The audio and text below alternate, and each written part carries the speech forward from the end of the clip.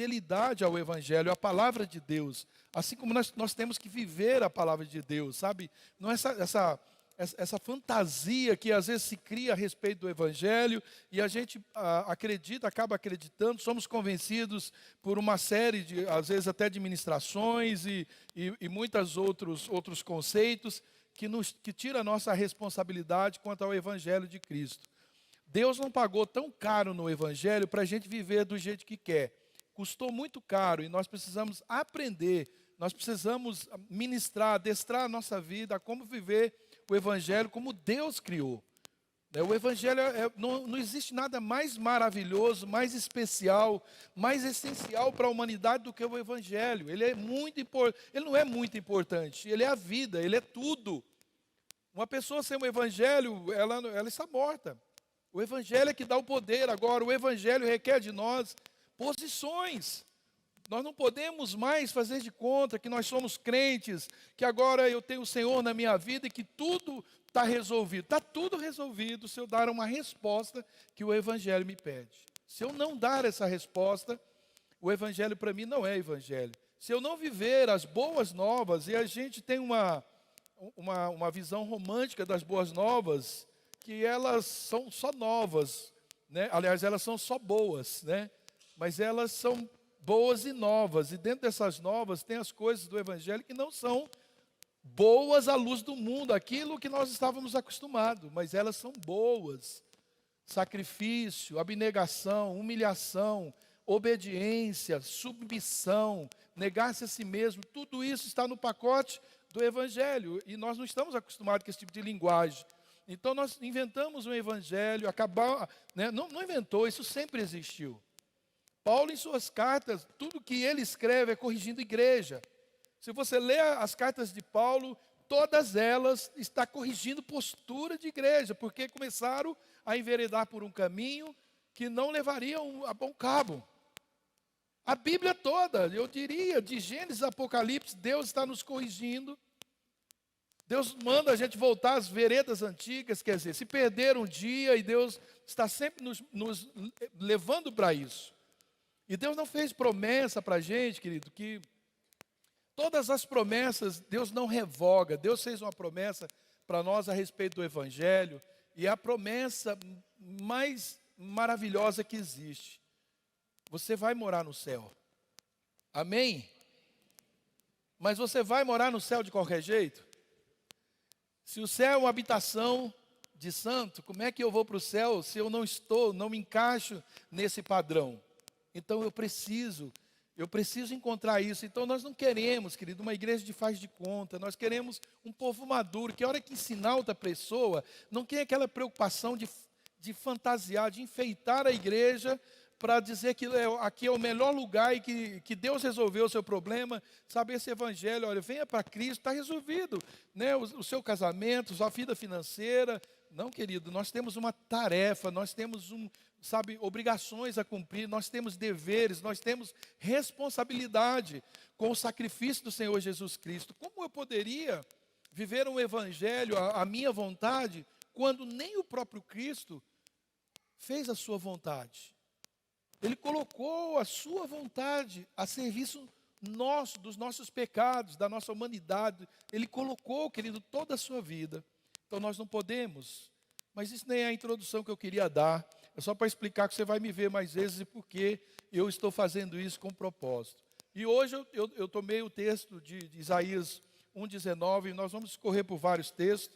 É só para dar a introdução mesmo. Diz assim, se vocês estiverem dispostos a obedecer, comerão os melhores frutos dessa terra.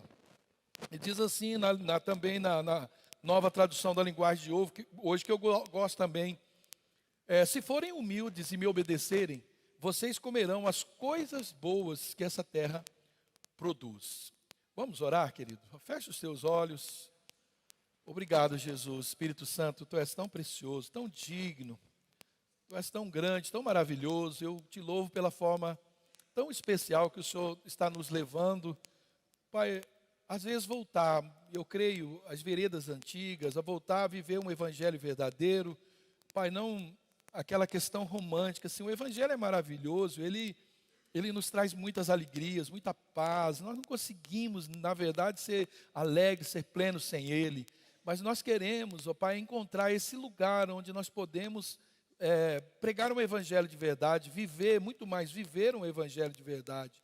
E eu oro a Ti, Espírito Santo, que venham consolar o nosso coração com essa verdade. Tua presença aqui é tão real e que ela encontre, Pai, nos corações mais duros, um lugar onde possa repousar e quebrar toda a dureza e transformar, Pai, mentiras em verdades, enganos, ó Pai amado, em verdades, ó Pai. Ó Deus, que o Senhor possa encontrar corações quebrados, corações que foram dilacerados pelo espírito de engano, Pai, pelas verdades, inverdades das religiosidades, Pai, e o Senhor possa trazer um novo tempo de comprometimento com a sua obra que é grande, Pai. Eu oro, eu te agradeço, Pai, porque sei que isso é mais do que um desejo do meu coração, mas está no teu coração que nós possamos crescer, Pai, de glória em glória. Nós estamos caminhando a cada dia mais próximos do Senhor, então é necessário, Pai, que nós estejamos mais brilhando a sua glória, que, Pai, transparecemos a sua glória, assim como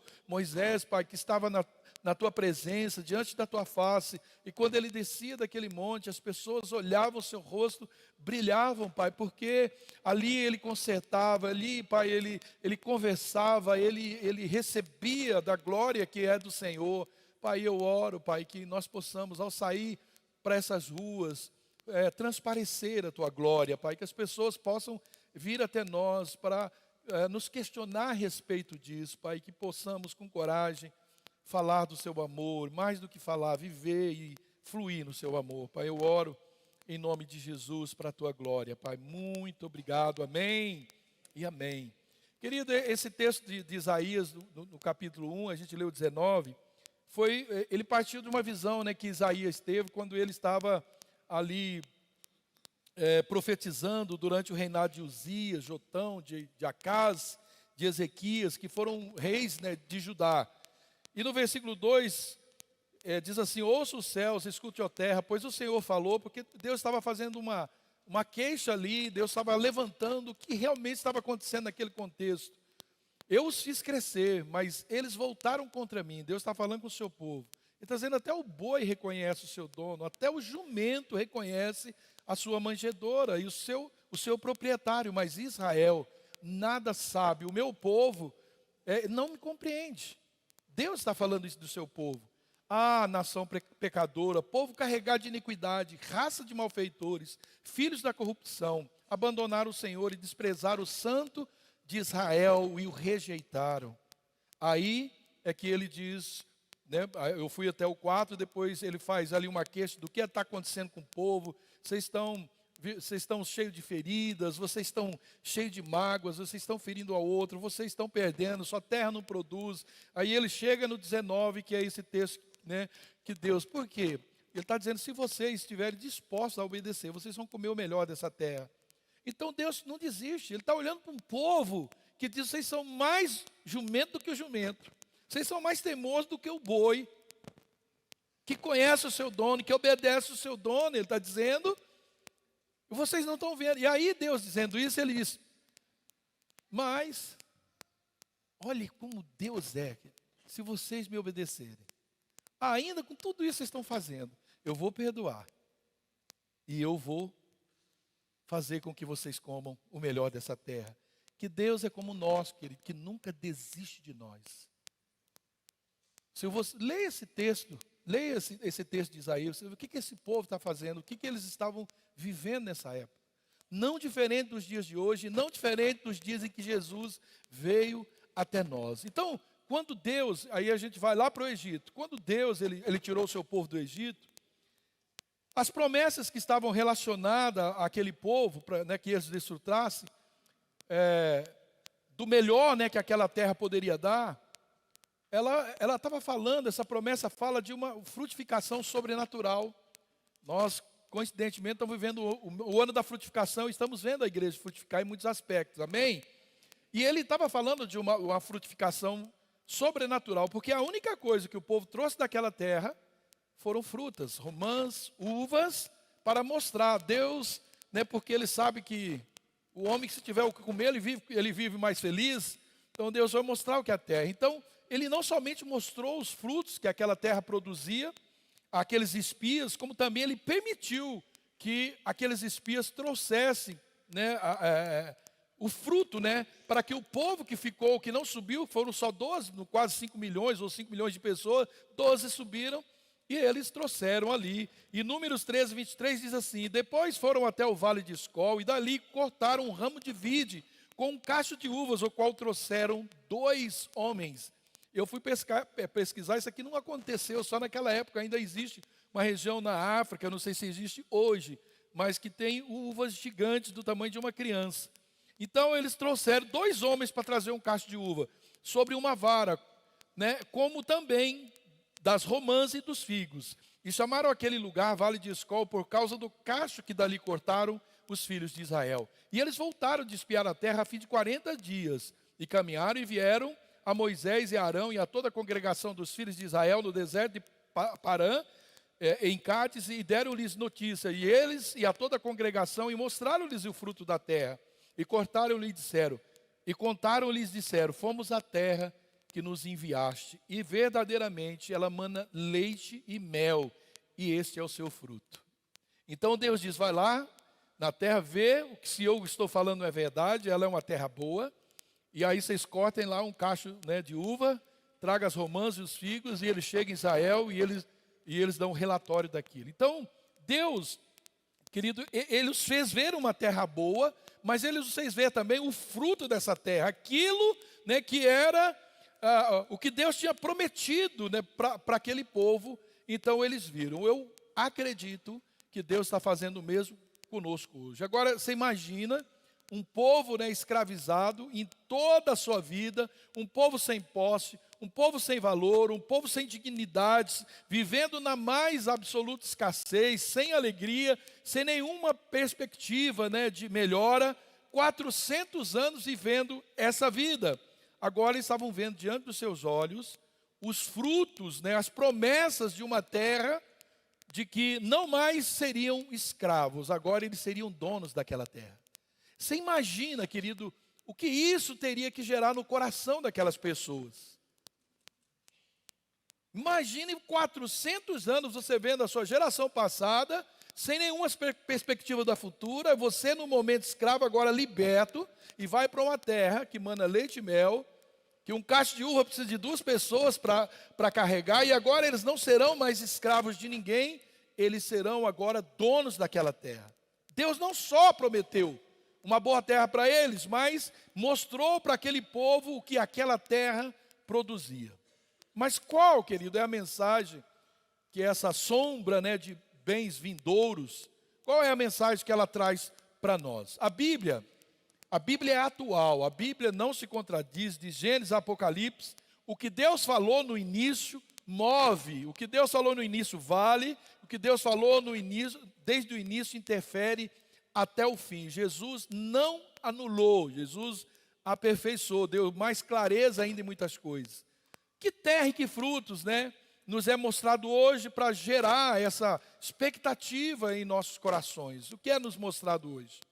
Então, há sim entendimentos diferentes de que Canaã representa o céu, né, a nova Jerusalém. Há alguns dizem porque lá tinha gigante, no céu não vai ter gigante, né, a nova Jerusalém. Mas eu quero, né, me apegar com mais firmeza a essa ideia de libertação e de provisão, né, que o Senhor fez por eles e também fez e está fazendo por nós, para que possamos tomar posse também de todas essas promessas do Senhor.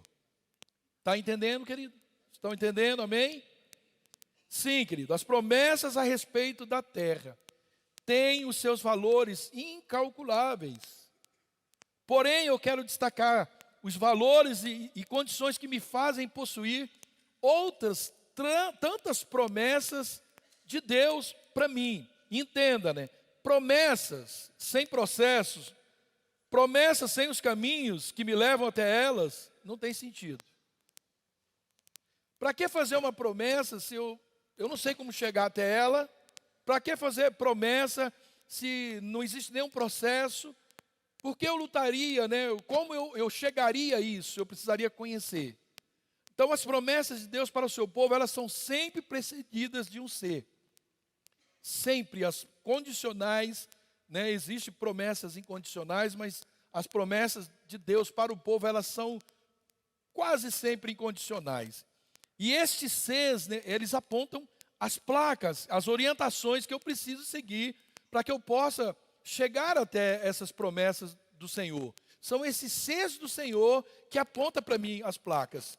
Mas você já reparou que nós olhamos para as promessas, né? Você já viu quando a placa, um dia a Melissa estava vindo com o pessoal, eu fiquei no Milton instalando o som, a Melissa veio com a Márcia e o Jonathan pequenininho, aí passou a placa lá no posto rodoviário de entrar para Irati. A Melissa, viu, você não errou o caminho, ali está escrito Irati, mas não liga para essas placas. Foram parar em Ponta Grossa.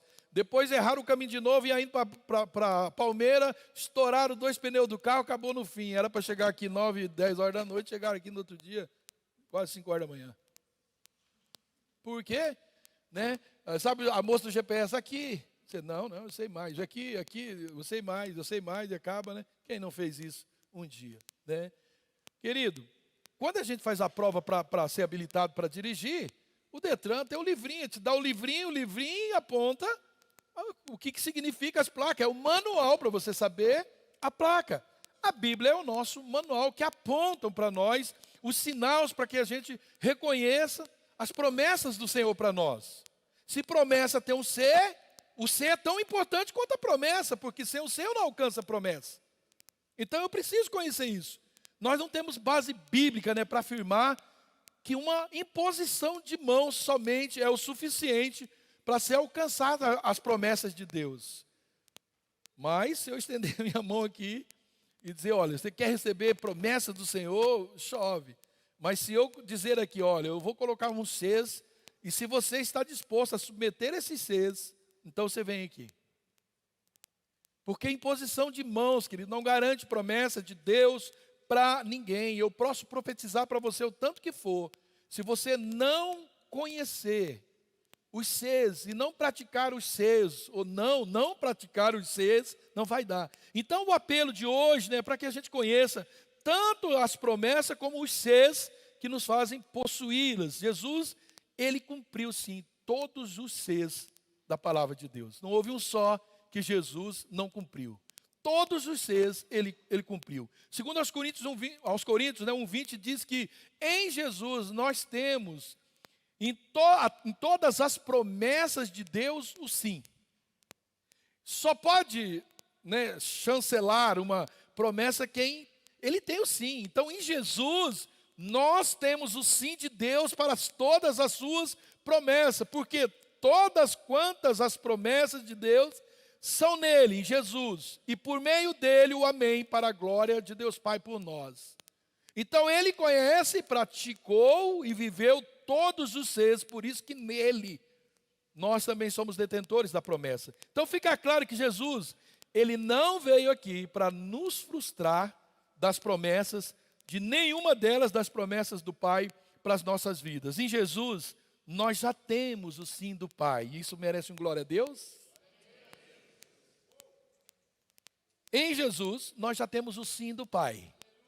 Isso não é meio caminho andado. Isso é todo o caminho, porque Jesus é o alfa e o ômega, o princípio e o fim. Todas as promessas do Pai, nós temos em Jesus o sim. Porém, o ser continua valendo. O ser continua valendo. Então, ao entregar a minha vida para Jesus, eu recebo o sim para as promessas do papai. Mas o ser, os seres, está no mesmo pacote. No mesmo pacote. Deus sempre, querido, apontou para nós o resultado daquilo que Ele deseja realizar antes de realizar.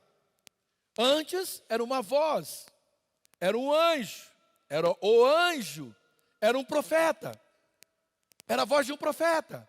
Antes era assim. Hoje, Deus continua falando assim. Se Ele quiser, Ele pode e continua falando. Mas Deus continua falando hoje com muito mais detalhe ainda, muito mais detalhado a isso, porque a Bíblia tem 39 livros no Velho Testamento e tem 27 livros no Novo Testamento, e todos eles apontam para nós a direção para isso. Todos eles nos ensinam, é um manual para as nossas vidas, para que a gente possa, isso indica para nós o caminho para que a gente possa possuir as promessas do Pai. Tudo que nós precisamos para alcançar todas as promessas de Deus já foram reveladas para nós. Aleluia! Até as promessas do final, Apocalipse nos revelam. Então é preciso que a gente entre nessas revelações. Por isso que eu disse, querido, não dá mais para viver, sabe, aquele cristianismo folgado, aquele cristianismo sossegado, apático. Tem muito mais de Deus. Vale a pena passar pelos céus para conquistar as promessas do Senhor, para entrar na promessa do Senhor. E o Senhor está revelando as suas promessas para nós. O Senhor está, sabe, Ele está abrindo o caminho para que a gente conheça, porque é do Senhor. Ainda que vocês estejam fazendo, não estou falando vocês, estou citando Isaías, vivendo esse absurdo, ainda assim, se vocês me obedecerem, vocês vão comer o melhor dessa terra. Vocês vão comer o melhor que essa terra produz. Então as revelações de Deus, ela aponta a vontade dEle para a humanidade. Elas nos dizem o que Ele deseja fazer, mas também precisa encontrar, querido, uma resposta em nós. As revelações de Deus, as promessas de Deus, precisam encontrar uma resposta em nós. E que resposta é essa, querido? Obediência. Obediência. Obediência. Mas obedecer a Deus é só, Jesus cumpriu todas as promessas, Jesus pagou o preço, eu não devo mais nada, está tudo pago, está tudo pago, né? Mas eu posso pagar para você um engradado de Coca-Cola, de Guaraná, e você nunca beber. Ou não é? Eu posso te dar uma joia mais preciosa, a bota mais preciosa, e você nunca usar. Você, aliás, pode, nem saber que ganhou. É verdade ou não é? Então, somente dizer sim para Jesus e para os seus mandamentos é suficiente? Não. Obediência é o resultado, querido, de outras atitudes que vai me levar à honra e que levarão às promessas e que, por consequência, às conquistas. Honrar, querido, é ser reconhecido por algum valor. Como quem não faz nada, não obedece, não sabe o caminho, não se importa com aquilo que Jesus fez, que valor está dando nisso? Honrar no grego significa fixar valor, estimar, reverenciar. É esse o significado da palavra honra. Jesus, Ele é a maior promessa de Deus para nós. E Deus revelou o nosso valor, fixando esse valor no mais alto padrão, através do sacrifício e da morte do Senhor Jesus naquela cruz. Então, o que também levou o Senhor Jesus a receber a maior honra no céu e na terra. Filipenses 2, 9 a 11 diz assim: por isso Deus o exaltou à mais alta posição e lhe deu um nome que está acima de todo nome, para que o nome de Jesus se dobre todo o joelho, nos céus, na terra e debaixo da terra. E toda língua confesse que Jesus Cristo é o Senhor, para a glória de Deus Pai. Mas Jesus recebeu essa honra por quê? Então vamos lá. Vamos voltar um pouquinho no versículo 2 do mesmo capítulo 2 de Filipenses.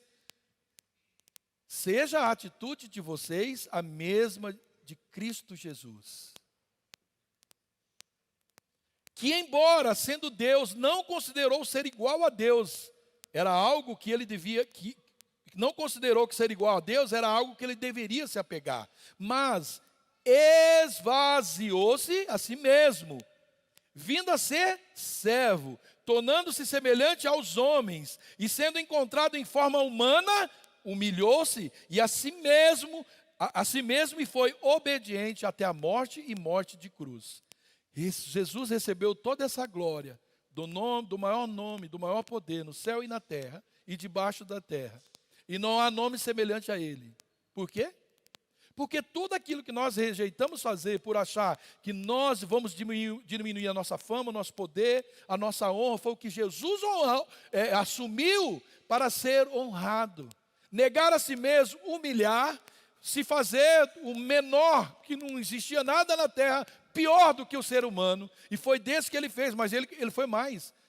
Além de ser humano, ele disse, eu vou escolher o ser humano mais inferior dos seres humanos, que naquela época era o escravo. Ele disse, eu fui servo de vocês. E aí, o texto diz que ele obedeceu. Olha os processos para a gente chegar a ser conhecido como uma pessoa obediente. Negar-se a si mesmo, humilhar, se fazer como o outro que nós achamos menor. Servir. E aí nós entramos no nível de obediência que Deus requer de nós. Quais as decisões, querido, que precedem ou que precederam a obediência de Cristo? Uma delas é a humildade. A humildade, ela nos leva à submissão. A submissão leva à obediência e a obediência que nos conduz à conquista das promessas, à honra. A obediência. Jesus, ele foi humilde ao extremo, se esvaziou. Sabe o que é isso, querido? Quando você esvazia uma coisa, não tem nada dentro. Tem nada. Se você esvaziar, você tirar de um vaso, se você colocar uma flor linda no vaso feio, a turma vai chegar e falar, uau, que lindo. Ninguém vai falar, que flor linda, que vaso feio. Mas se você tirar a flor linda, que não sobra nada. Por isso que olhavam para eles, como que não dava nada. O mais rejeitado, o mais feio. A condição do Senhor Jesus, querido, era terrível. Jesus, querido, ele foi humilde, né? Então essa humildade nos leva à submissão. E a submissão leva à obediência, a obediência leva a gente à honra. Jesus, ele foi humilde ao extremo, ele se esvaziou. Jesus ele esvaziou-se. Grande. Querido, não foi o Pai que esvaziou Jesus. Deus não ficou lá, você precisa, todo o teu, ó Jesus, você sabe que você veio? Não, Jesus esvaziou-se. Olha para mim aqui, querido, esvaziou-se. Ele decidiu esvaziar. Ele decidiu esvaziar-se. Querido, nós, até quando nos aponta aquilo que tem que sair de nós, é ofensivo para nós. Mas o que a Bíblia está dizendo que Jesus foi o que foi, porque ele decidiu esvaziar-se. Ele abriu mão da sua glória, né, como Deus, e ele veio ao mundo como homem. Agora você percebe qual é o destino dos que rejeitam essa ideia. Vamos ver, Lúcifer. Lúcifer, diferente de Jesus, ele quis a glória que era de Deus para si mesmo. Pode conferir em Isaías, no capítulo 14. A glória que era de Deus, ele quis para si. E Jesus pegou a glória que era dele e se desfez. Não quis a glória, porque não era esse, não podia ser assim. Então Jesus fez exatamente o contrário de Lúcifer. Querido, fica a dica. Como diz lá em Hebreus, no capítulo 10, 9, aqui eu estou, eu vim para fazer a tua vontade. Jesus, querido, ele abriu mão da sua glória. E ele entregou a sua glória para o Pai. E em nenhum momento ele usurpou dessa glória para tirar alguma vantagem. Não, Jesus não fez isso. Ele veio para a terra, ele se esvaziou. Então, Jesus, querido, ele já nasceu um sem teto. Ele já nasceu um sem teto. No estábulo. Porque não deram para ele, numa pousada, não deram para ele, não deixaram que eles ficassem, não tinha vaga numa pousada, não deixaram. Foi algo, querido, que o próprio Cristo impôs para si mesmo, esse auto-esvaziamento. Não foi ninguém que promoveu, auto. Então, envolve tudo que ele fez para morrer naquela cruz, incluindo assumir a forma de servo. E quando ele fez isso, querido, Jesus, ele assumiu essa forma de servo, e ao fazer isso, ele foi encontrado na forma humana. E isso indica que ele tinha a aparência de um homem, ele tinha a vida como a de um homem. E assim sendo completamente Deus, Jesus passou a ser tudo, em tudo na sua vida como um homem, com exceção apenas do pecado do homem. E isso deve, querido, nos levar a entender que se a gente resistir esse esvaziamento, se a gente resistir, não é Deus que vai fazer em nós, é nós que vamos fazer isso. É nós que vamos assumir esse esvaziamento, é eu que vou me esvaziar de mim mesmo. Se a gente, querido, resistir os planos de Deus, por consequência, nós vamos resistir tudo aquilo que vem dele, ou seja, todas as suas promessas. Tiago 4,6 diz o quê? Que Deus resiste ao soberbo, mas Ele dá graça aos humildes. Deus resiste o orgulhoso, aquele que se acha, aquele que está todo cheio o tempo inteiro. Lembra da igreja de Laodiceia? Está cheio o tempo inteiro, não precisamos de nada. Nós temos tudo o suficiente. Colírio, ouro, nós temos tudo o suficiente. E aí Deus diz, vocês são pobres, cego e nu, aconselho que de mim vocês comprem colírio para que vejam, ouro para que vocês se enriqueçam, e vocês comprem vestes novas, linho para que vocês se vistam. Pobre, cego e nu. A ação de Deus, querido, nas nossas vidas, ela vem provocar uma reação em nós. E assim, querido, se nós queremos receber mais de Deus, se nós queremos que Ele inunde o nosso coração, se a gente quer ser cheio do Espírito Santo, é preciso primeiro se esvaziar. Não tem como Deus, porque quem vai encher é Deus, e não tem como Deus encher o que está cheio. Querido, até a minha bondade, se não vier de mim, se não vier de Deus, um dia chamaram Jesus de bom, mas ele entendeu que estavam querendo encher ele da bondade, do que o ser humano reconhece de bom. E querido, a nossa justiça, que é o que Deus mais preza, Deus diz, é como um trapo de imundície. Você sabe, eu já falei aqui o que é o trapo de imundície. É o paninho que as mulheres usavam quando elas estavam menstruadas. Deus diz, a justiça de vocês é como isso. Não há, querido. Então, do que eu tenho que me esvaziar? O Espírito Santo, ele nos exorta que a gente imite Jesus. Que nós tenhamos a mesma atitude que teve o Senhor Jesus. Ou seja, esvaziar de nós mesmos para nos enchermos dele. E para também dar lugar na nossa vida para humilhação. De que eu tenho que me esvaziar? De tudo que é do homem, por exemplo, orgulho, egoísmo, justiça própria, bondade, mérito meu, capacidade, minha utilidade. Sem mim você não é capaz de nada. Força, né? Ai daquele que confia na sua força. Alegria, eu sou tão alegre, eu tenho tanta alegria que eu não preciso de Jesus. Até a paz que eu tenho, se ela não vem de Deus, eu preciso me esvaziar para ter a paz de Cristo que excede todo entendimento, a paz que não termina por causa de uma consequência. Ela é uma paz que não depende do que eu estou vivendo, ela não depende, é uma alegria que não depende do que eu tenho, do que me derem, não depende. Eu vou entristecer tendo a paz, eu vou entristecer tendo a alegria do Senhor, mas é algo que é maior do que momentos de tristeza. O choro pode durar uma noite, mas a paz, a alegria do Senhor vem, e eu tenho essa expectativa, eu tenho isso certo dentro de mim. Se qualquer dessas coisas não tiver origem em Deus, então elas são minhas, eu preciso me esvaziar, querido. Eu só terei as coisas de Deus se eu me esvaziar de mim mesmo, e essa é a nossa morte de todos os dias. Essa é a nossa morte. Paulo, escrevendo aos Gálatas, ele diz, mais longe de mim esteja gloriar-me, senão na cruz de nosso Senhor Jesus Cristo, pela qual o mundo está crucificado para mim e eu para o mundo.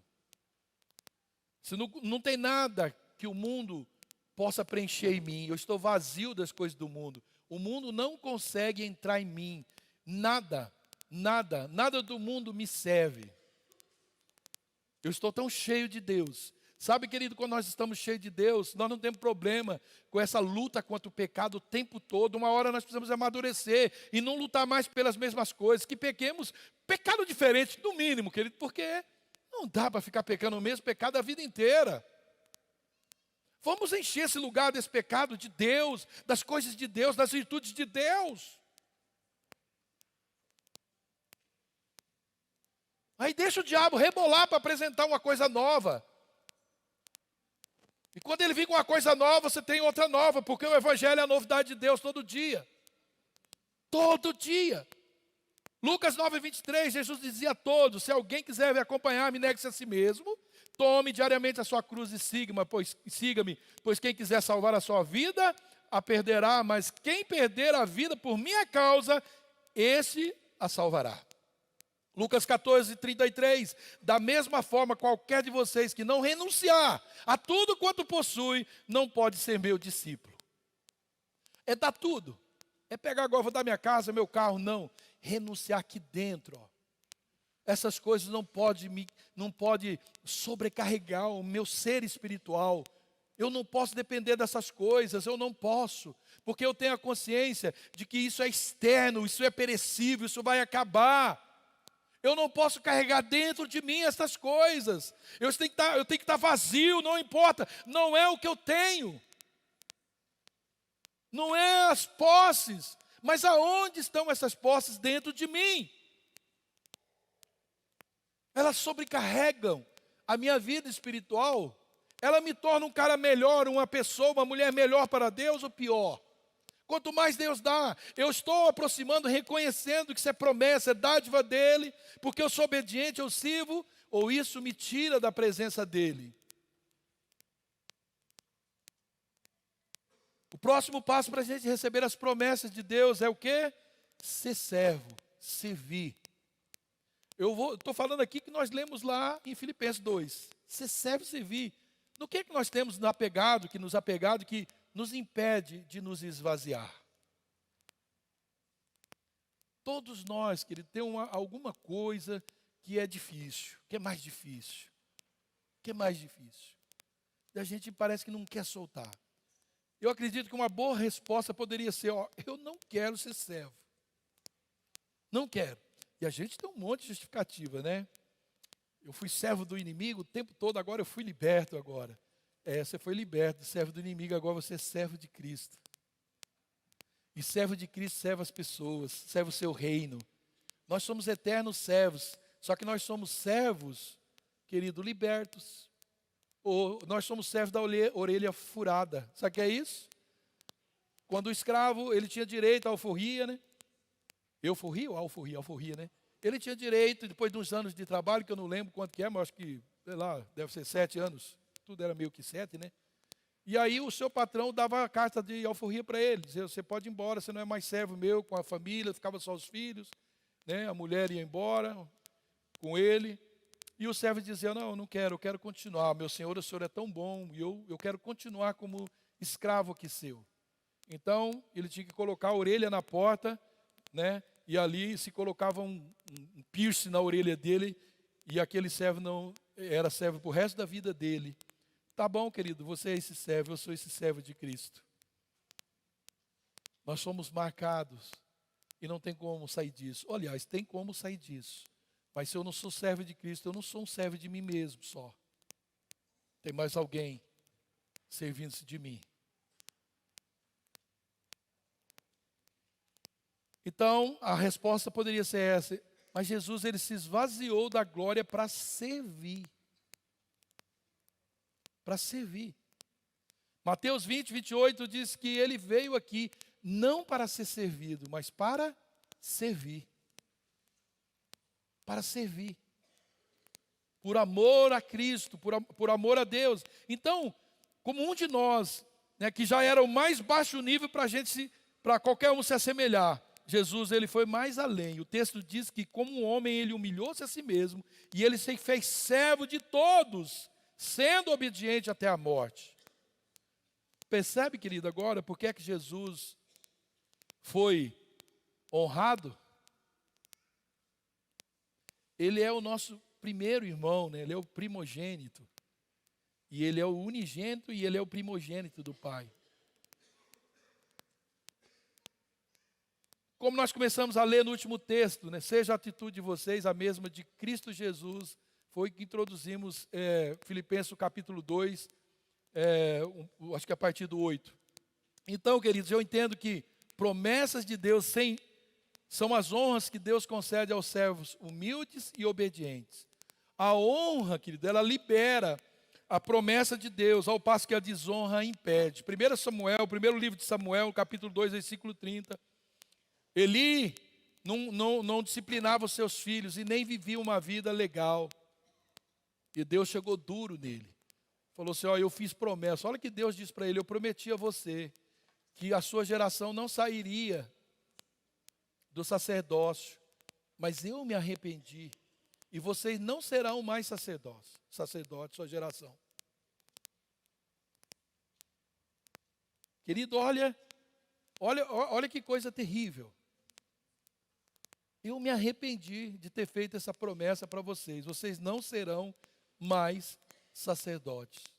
Eles tinham algo honroso. A maior honra daquele tempo era a família sacerdotal, era a herança sacerdotal. Mas ele não fez nada disso. Então, Jesus, ele ensinou, querido, que não há profeta sem honra, senão na sua própria terra, na sua casa. E Jesus diz que ele não fez ali na terra dele muitos milagres, por causa de quê? Da incredulidade deles, Mateus capítulo 13. Por que ele não fez milagres? Porque faltou humildade daquele povo. E essa humildade resultou na desonra.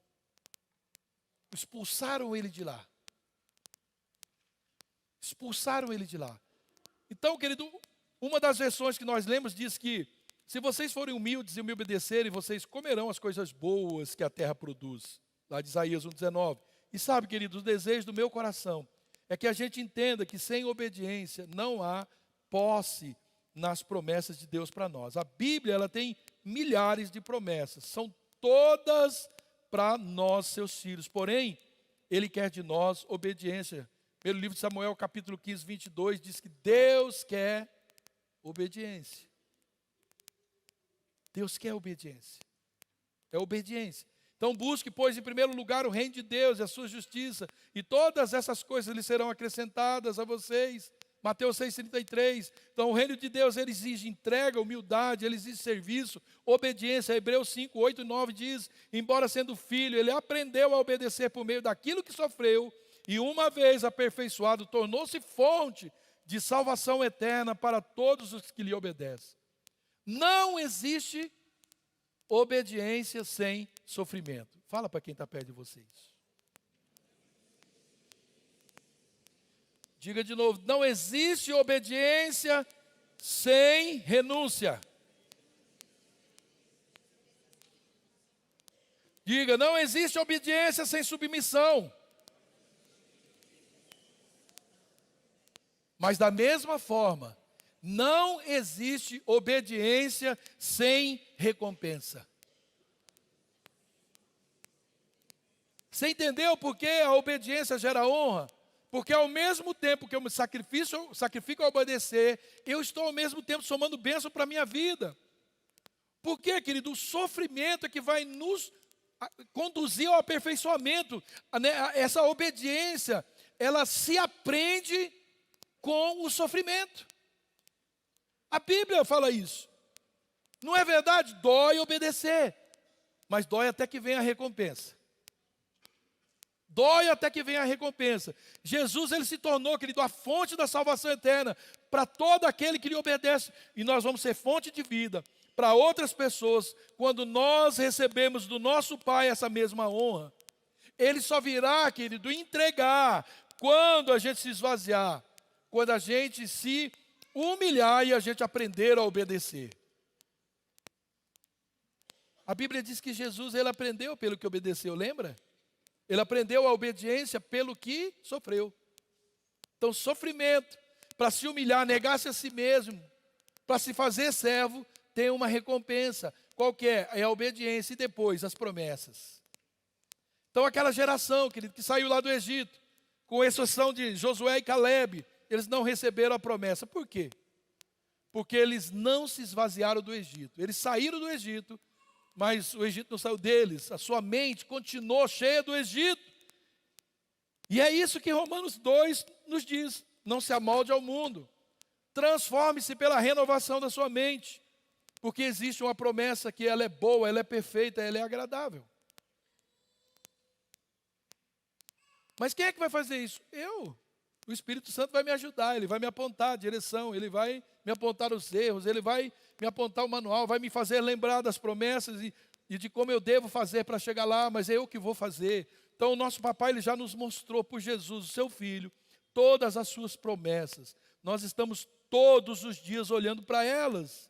Ele diz, não turbe o vosso coração, credes em Deus, crede também em mim. Na casa do meu pai há muitas moradas, se não fosse assim, eu vos teria dito. Eu vou preparar-vos lugar, e quando eu for e vos preparar o lugar, virei outra vez, e vos levarei para mim mesmo, para que aonde eu estiver, estejais vós também. João 14, 2 e 3. Querido, você quer promessa? Por que a gente corre tanto de coisas? Promessas, coisas, objetos, promessas que eu posso tocar aqui, e a gente não está pensando nessa outra.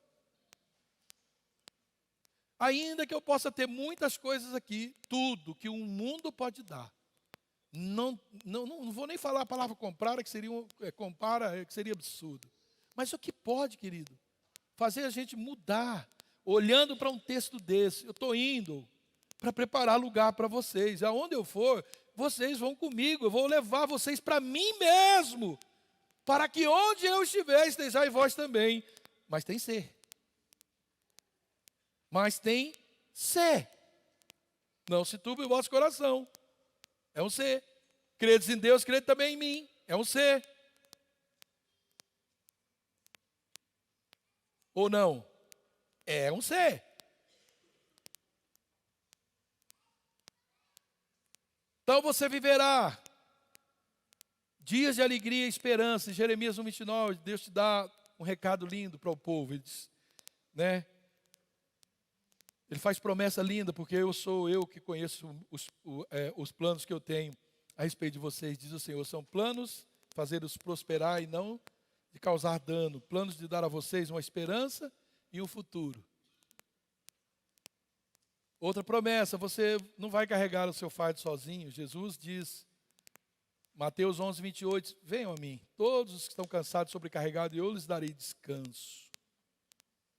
Venham a mim, e eu lhes darei descanso. Tome sobre vocês, o meu jugo, e aprendam de mim, pois sou manso e humilde de coração, e vocês encontrarão descanso para as vossas almas, pois o meu jugo é suave e o meu fardo é leve. Outra promessa, você será perdoado e morará com ele no céu. Disse o Senhor Jesus, João 5:22, 24. Além disso, o Pai a ninguém julga, mas confiou todo o julgamento a seu Filho, para que todos honrem o Filho como honram o Pai. Aquele que não honra o Filho, também não honra o Pai que o enviou. Eu lhes asseguro, quem ouve a minha palavra e crê naquele que me enviou, tem a vida eterna, e não será condenado, mas já passou da morte para a vida. Olha lá, aquele que crê. Então não foi só o Velho Testamento. E eu queria encerrar lendo o Salmo 37, que fala dessa questão condicional e incondicional. Só o versículo 1 do Salmo todo é uma condição incondicional. Não se aborreça por causa dos homens maus, e não tenha inveja dos perversos, pois como o capim eles secarão, e como a relva verde logo murcharão. Então isso é incondicional. Deus está dizendo que o ímpio é isso que vai acontecer. Eles vão secar como relva verde, eles não vão prosperar, eles não vão alcançar a promessa. Mas o restante do Salmo é tudo, olha, ele diz, confio no Senhor e faço bem. Isso é o ser. Assim você habitará na terra e desfrutará a segurança. Confiando no Senhor e fazendo bem. Deleite, confiar no Senhor e fazer o bem, servir. Deleita-se no Senhor.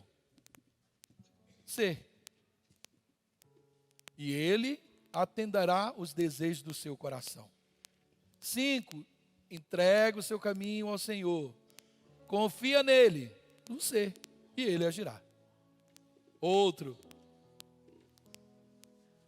descanse no Senhor e aguarde por Ele com paciência. Não se aborreça com o sucesso dos outros, nem com aqueles que maquinam o mal. Só ser. Evite a ira e rejeita a fúria. Não se irrite. Isso leva ao mal, pois os maus serão eliminados, mas os que esperam no Senhor receberão a terra como herança. Aleluia.